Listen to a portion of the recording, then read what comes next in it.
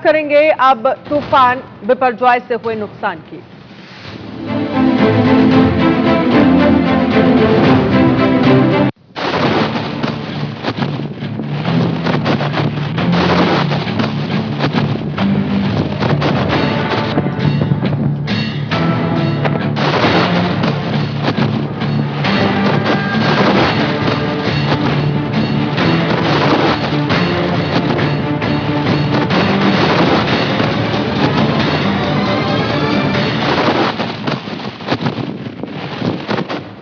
और इसी बीच बड़ी खबर आ रही है, गुजरात के जखाऊ से टकराया बिपरजॉय।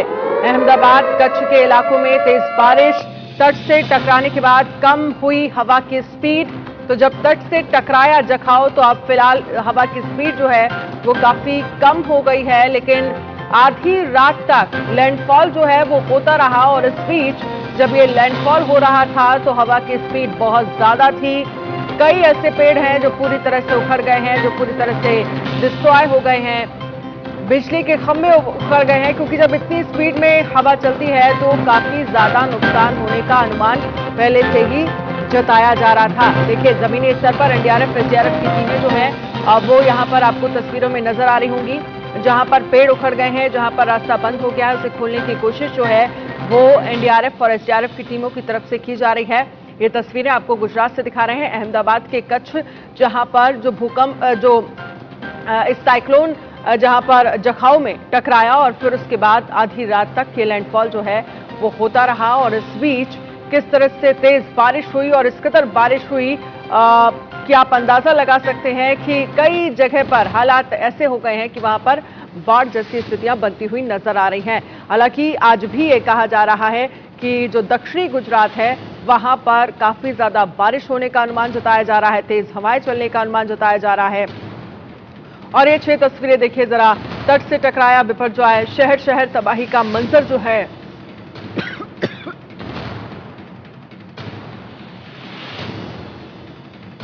तो शहर शहर तबाही का मंजर जो है वो देखने को मिल रहा है। तेज हवाओं में ने मुश्किलें जो हैं वो बढ़ा दी हैं और फिर राहत का काम करने में यहाँ पर रेस्क्यू टीम जो है वो जुटी हुई है, रेस्क्यू ऑपरेशन चलाया जा रहा है। कच्छ की स्थितियां देखिए, आपको सड़क पर पेड़ उखड़ा हुआ नजर आ रहा होगा। और जामनगर, जहां पर फ्लाइट्स पर भी रोक लगा दी गई थी, सिर्फ इमरजेंसी फ्लाइट्स को मंजूरी दी गई थी, लेकिन अब आज के बाद से हालात जो हैं वो धीरे धीरे सामान्य होते हुए नजर आएंगे। लेकिन कैसे शहर शहर दहशत का मंजर जो है कल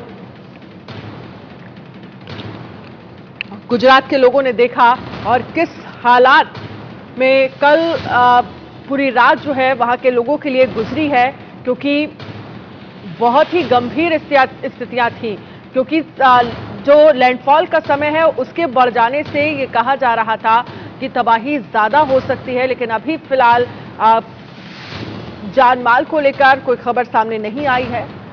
और कहा जा रहा है कि कुछ लोग घायल हुए हैं, उन्हें हॉस्पिटल में जरूर एडमिट कराया गया है, लेकिन किस तरह से शहर शहर दहशत का मंजर जो है वो रहा है और क्या कुछ नुकसान हुआ है, इसको लेकर आगे आप तक जानकारी हम पहुंचाएंगे। हमारे साथ हमारे संवाददाता ग्राउंड जीरो से जुड़ेंगे और साथ ही एक्सपर्ट से जरा हम समझेंगे कि अब राजस्थान में क्या स्थितियां बन सकती हैं। गुजरात से सटा हुआ जो राजस्थान का एरिया है वहां पर क्या हालात जो है वो अब देखने को मिल सकते हैं। पीएस तहकर पर्यावरण विशेषज्ञ हमारे साथ जुड़ गए हैं। पीएस तहकर जी, बहुत बहुत स्वागत है इंडिया न्यूज पर।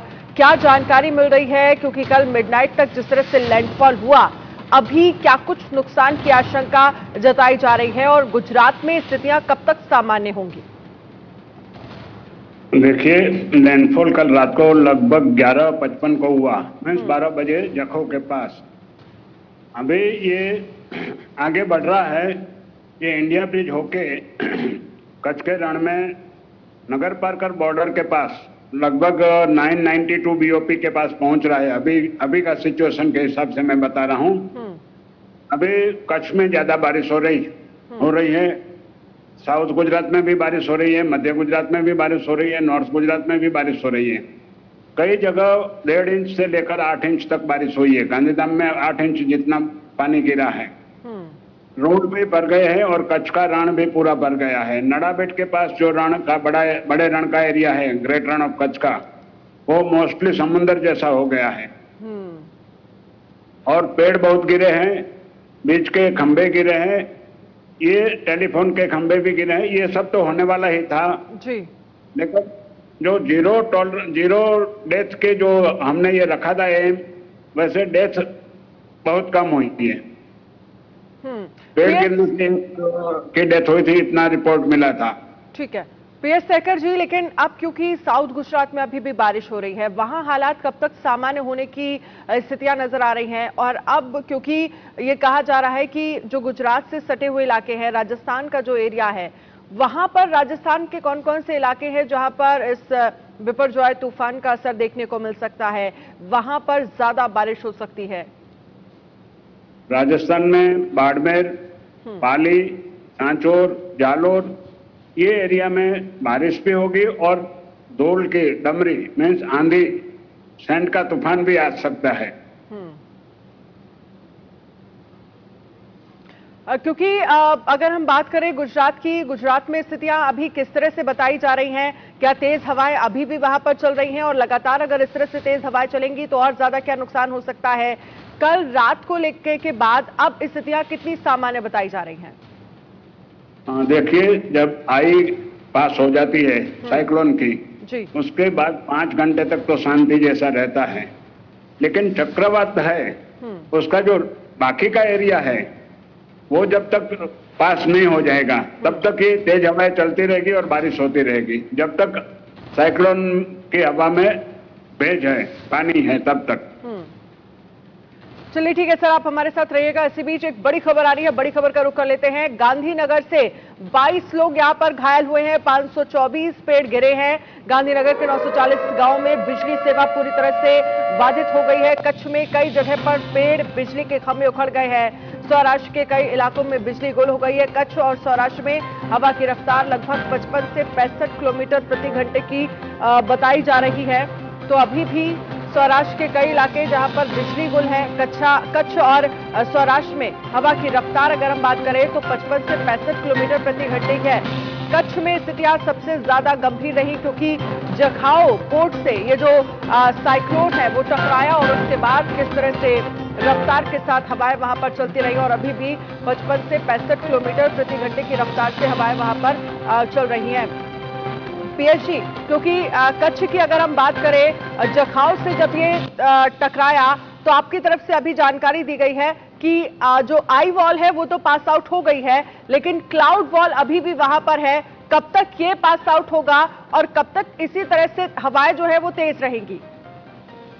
देखो, जब तक ये पूरा साइक्लोन चक्रवात का आउटर एरिया खत्म नहीं होगा जी, ये पूरा घेराव था, 6000 किलोमीटर जैसा था, तो ये आज और कल हो सकता है ये पास हो जाए।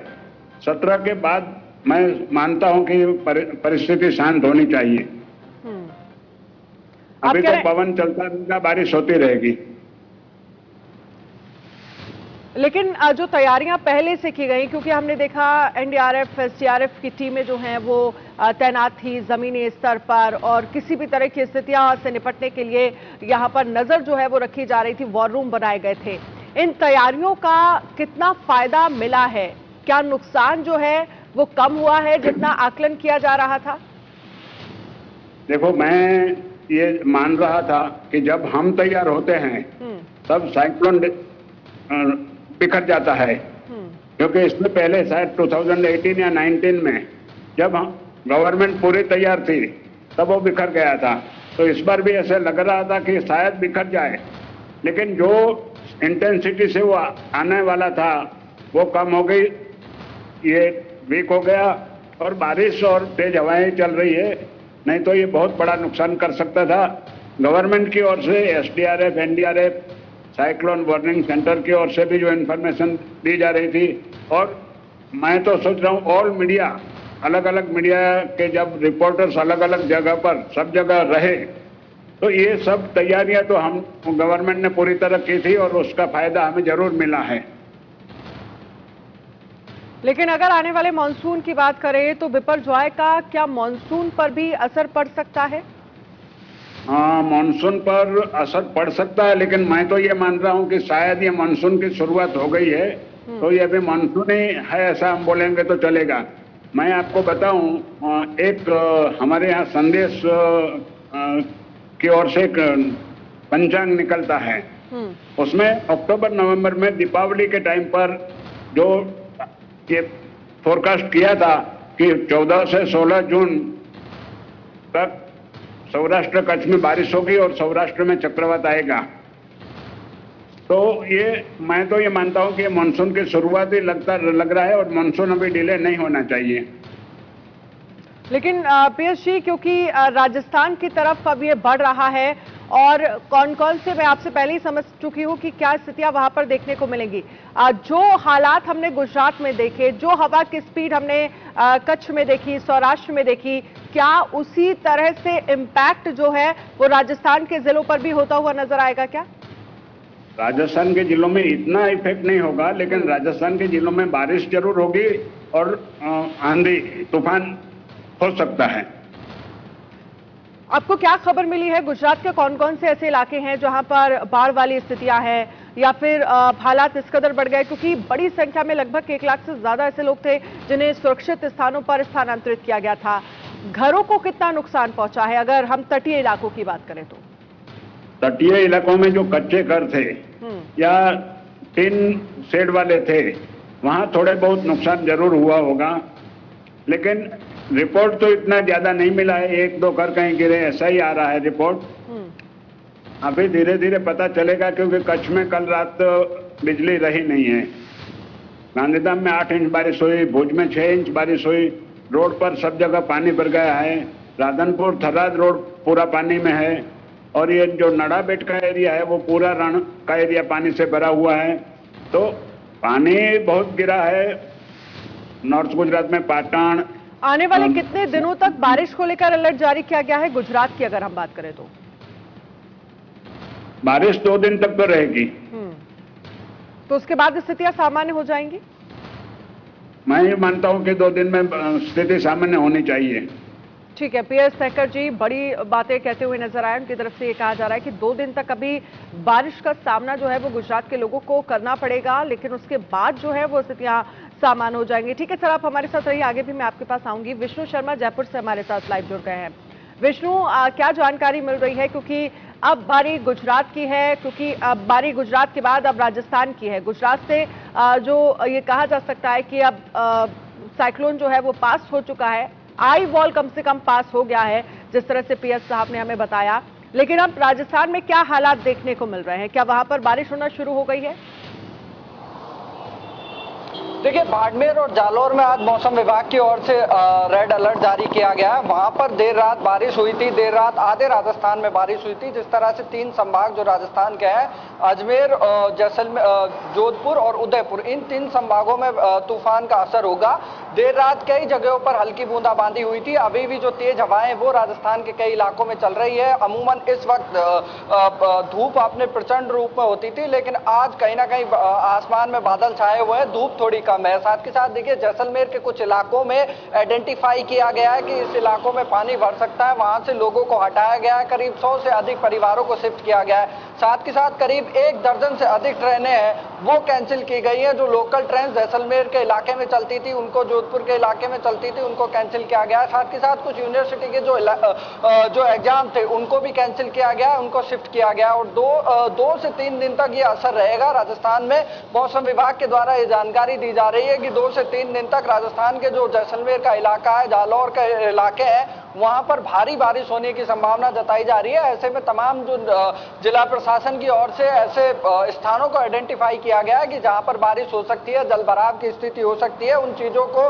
पहले से संभाला जाए। तमाम टीमें वहां पर, जो राहत बचाव की टीमें हैं वो वहां पर मौजूद है। साथ के साथ देखिए, जैसलमेर में जो परिवारों को शिफ्ट किया है उनको सुरक्षित स्थान पर लेके जाया गया है। उदयपुर की बात करें तो उदयपुर में में भी सावधानी बरती गई है। जो झीलों में जो सैलानी आते थे, नावों से जो झीलों में घूमते थे, उन तमाम नावों को वहां से हटा लिया गया है। माउंट आबू में देर रात जब बारिश आंधी तूफान आया था तो कहीं ना कहीं थोड़ा बहुत जो नुकसान माउंट आबू में देखा गया है, कुछ पेड़ माउंट आबू में गिरे हैं और अभी भी मौसम हालांकि सामान्य है लेकिन हवाएं चल रही है। मौसम विभाग के अनुसार ये कहा जा रहा है कि 70 से 80 किलोमीटर प्रति घंटा की रफ्तार से हवाएं चलेंगी। हाल फिलहाल जरूर स्थिति सामान्य है लेकिन देर शाम तक इसका असर दिख सकता है। और देखिए जिस तरह से मौसम विभाग के द्वारा कहा जा रहा था कि आज और कल इसका असर राजस्थान में दिखेगा, तो कहीं ना कहीं इतनी प्रचंड हालात राजस्थान में नहीं होंगे जिस तरह से गुजरात में थे। लेकिन जो गुजरात से सटे हुए जो राजस्थान के इलाके हैं, हो सकता है वहां पर ज्यादा प्रकोप इस तूफान का नजर आए। जी बिल्कुल, आपके पास आऊंगी विष्णु। हमारे साथ पीएस तहकर जी भी बने हुए हैं।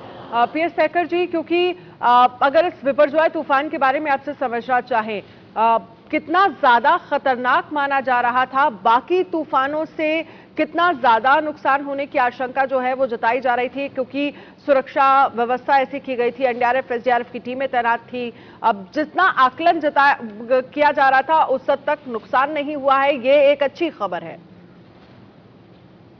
जरूर, आज तक के जितने साइक्लोन आए हैं वो मोस्टली 8 दिन जैसे रहे थे, ज्यादा से ज्यादा।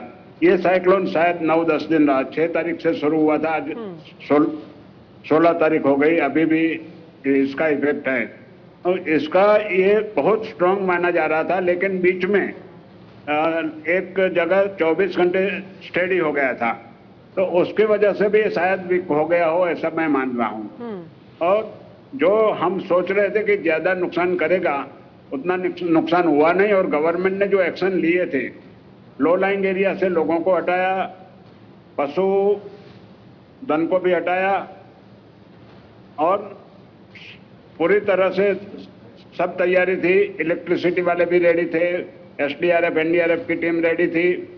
तो मैं मानता हूं कि जो नुकसान हम सोच रहे थे कि ज्यादा नुकसान होगा, इतना होगा नहीं। लेकिन इतना जो पानी गिरा है और हवा तेज चल रही है, तो पेड़ गिरे हैं, रास्ते में रुकावट हो गई है, रास्तों में पानी भी भर गया है। और अभी तो 1-2 दिन के बाद पता चलेगा कि रण का पानी कहां तक आगे जा रहा है या कैसे क्या नुकसान किया है। वो तो आज शाम तक मैं मानता हूं कि पता चल जाएगा। क्योंकि आप कह रहे हैं आज शाम तक स्थितियां साफ हो जाएंगी कि क्या कुछ नुकसान हुआ है। लेकिन जरा अगर हम बिपरजॉय की बात करते हैं, आई वॉल क्या है और साथ ही वॉल क्लाउड क्या है, इसको आपसे समझना चाहेंगे। क्योंकि कल लगभग 6 या 7 बजे के बीच ये कहा जा रहा था कि आई वॉल जो है वो कच्छ में एंटर कर गई है, और फिर उसके बाद वॉल क्लाउड, क्योंकि जो लैंडफॉल का समय है वो काफी ज्यादा लंबा हो गया, इसीलिए ये जो तूफान है वो ज्यादा खतरनाक बताया जा रहा था क्या?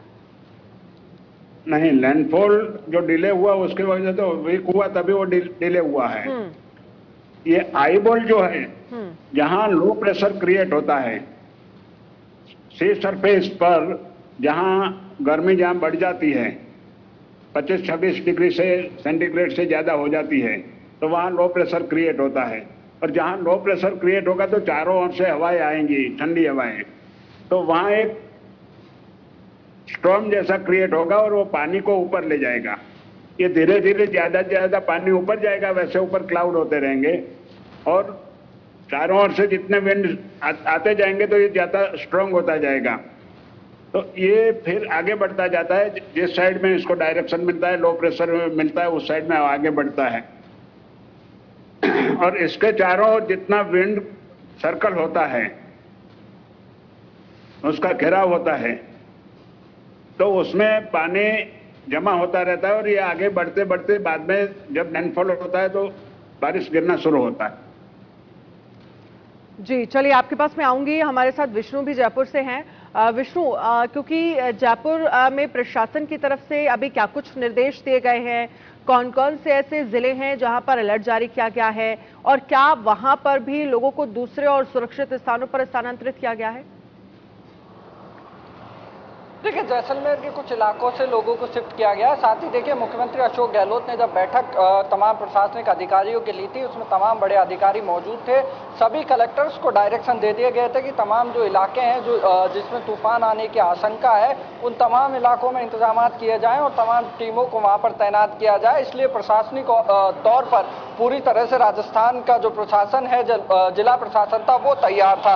मौसम विभाग की ओर से अभी अभी फिर से अलर्ट जारी किया गया है। मैं उन शहरों के नाम आपको बता देता हूं जिन शहरों में अलर्ट जारी किया है। मौसम विभाग की ओर से बताया जा रहा है कि जैसलमेर, बाड़मेर, जालौर, जोधपुर, पाली, सिरोही, इन तमाम जिलों में, इन आसपास के इलाकों में तेज हवाएं चलेंगी। करीब 80 किलोमीटर प्रति घंटा की रफ्तार से हवाएं चलने की आशंका है। जो आसमानी बिजली है वो भी गिर सकती है और तेज बारिश का अंदेशा मौसम विभाग की ओर से लगाया जा रहा है। देखिए, तमाम इंतजाम कर लिए गए हैं। कई जगहों पर जो जरूरी इंतजाम करने थे, जहां पर पर्यटक ज्यादा आते हैं, माउंट आबू जैसी जगह हो गई, उदयपुर जैसी जगह, इन तमाम चीजों पर पहले से सख्ती बरती गई है। उन तमाम चीजों को वहां से हटाया गया। जो बोट्स थी झीलों में, जो बोट्स चलती थी उदयपुर में, उनको 2 दिन पहले ही हटा लिया गया था। और जहां जहां तूफान को लेकर अलर्ट जारी किया गया है, वहां प्रशासन कड़े तौर पर निगरानी तमाम चीजों पर रखा हुआ है। ऐसी चीजों को आइडेंटिफाई किया है कि जहां नुकसान हो सकता है, जहां जलभराव की स्थिति बन सकती है, उन तमाम चीजों को आइडेंटिफाई किया गया। और साथ के साथ जो ऐसे लोग, ऐसे घर है जहां पर पानी भर सकता है, उन लोगों को भी शिफ्ट किया गया है। क्योंकि देखिए, जो जैसलमेर का जो इलाका है, वहां का ड्रेनेज सिस्टम इतना मजबूत नहीं है, क्योंकि रेतीला इलाका माना जाता है। वहां अमूमन इतनी बरसात नहीं होती है। इसलिए जब बरसात का अंदेशा वहां लगाया जा रहा है, तो वहां ज्यादा जरूरी है कि ज्यादा इंतजाम किए जाए, चीजों को ज्यादा बारीकी से देखा जाए, क्योंकि उस इलाके को और वहां का जो ड्रेनेज सिस्टम। चलिए ठीक है विष्णु, आप रहिएगा हमारे साथ। अमित राजपूत सूरत से हमारे साथ जुड़ गए हैं। लेकिन अमित, मैं आपके पास ब्रेक के बाद आऊंगी, क्योंकि समझना ये जरूरी है कि अभी गुजरात में इस वक्त क्या हालात हैं, क्या कुछ नुकसान की आशंका, क्या कुछ आकलन जो है वो किया गया है और कहां कहां क्या स्थितियां हैं, ये मैं आपसे समझूंगी। लेकिन एक छोटे से ब्रेक के लिए रुकेंगे। आप सभी खास मेहमान हमारे साथ रहिएगा।